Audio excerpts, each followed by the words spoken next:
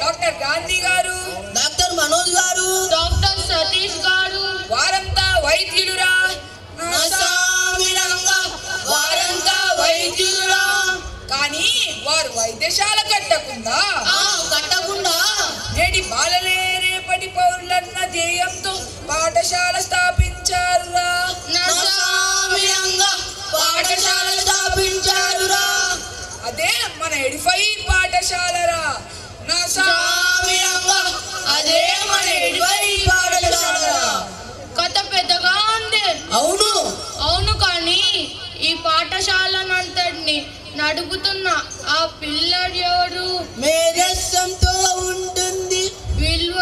విద్యతోనే విలువలు కలిపి పిల్లలకు నేర్పించి తల్లిదండ్రుల మెప్పును పొంది ఉపాధ్యాయుల గౌరవం పొంది బాలాబాలికల ప్రేమను పొంది మన అందరిది ఎడిఫై కుటుంబం అంటూ ఎంతో ప్రేమను చూపిస్తున్నాం. అప్పుడప్పుడు కాస్త కోపంతో మన అందరి మన్నను పొందుతున్న ఆయనే మన ప్రిన్సిపల్ డాక్టర్ డేవిడ్ సారు గారురా. ఆయనే మన ప్రిన్సిపల్ డాక్టర్ డేవిడ్ సారు గారురా. అటనా? అవును మళ్ళా. ఈయనకు ఒక గురుభుజం కూడా ఉందండి. ఆవిడే మన సీనియర్ అడ్వైజర్ శ్రీమతి లక్ష్మీ నాయర్ మేడం. సాయంకాలం వరకు సంధ్య పొత్తుల్లో చర్చల్లోనే ఉంటుందిరా. రోజంతా మా అందరి బాగోగులు చూస్తుందిరా. చెప్పుకుంటూ పోతే చాలా మంది ఉన్నట్టున్నాడు. అవును, ఎందరో మహానుభావులు. అందరికీ దండాలు. అందులో మొదట వచ్చేది మన కోఆర్డినేటర్లు. రోజంతా 3 ఫ్లోర్లు ఎక్కి దిగి వీళ్ళ నడుములు పడిపోతున్నా ఉపాధ్యాయులు బుక్కు మీద బుక్కు పెట్టి ప్రశ్నలే వేస్తున్నా వీరు చిరునవ్వు చెదరదురా. వీరే మన ఎడిఫై వెన్నముకరా. వాళ్ళే మన కోఆర్డినేటర్లురా.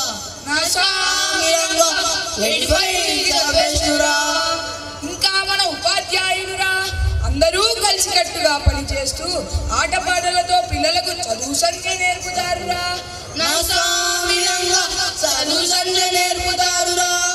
మరి వీడు చదువు చెప్పాలంటే పిల్లలు ఎక్కడి నుండి వస్తాడు? లావాదేవీల చిట్ట ఎవరు చూస్తాడు? వస్తున్నాం అక్కడికే వస్తున్నాం. వాళ్ళే మన అడ్మిన్ స్టాఫ్.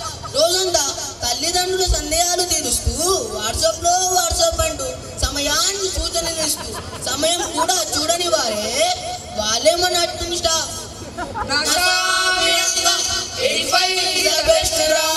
ఇంతమంది ఇంత కష్టం ఎవరి కోసము?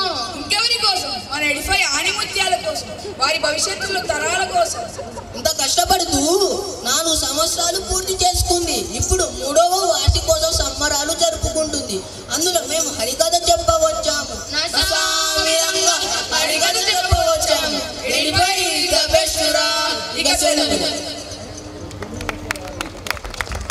పాత తిరోధన వారికి మోత మోగిలా నువ్వు మన తెలుగు సంస్కృతి సాంప్రదాయాలతో మోదగా ఉంచావు. నీకు శతకోటి వందనాలు.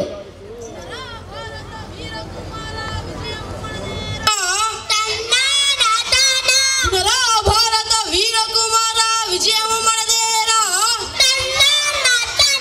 తరిగిడతో ఇంత శ్రద్ధతో మా ఈ జానపద కళను తిరిగించిన మీకు మా శతకోటి వందనాలు.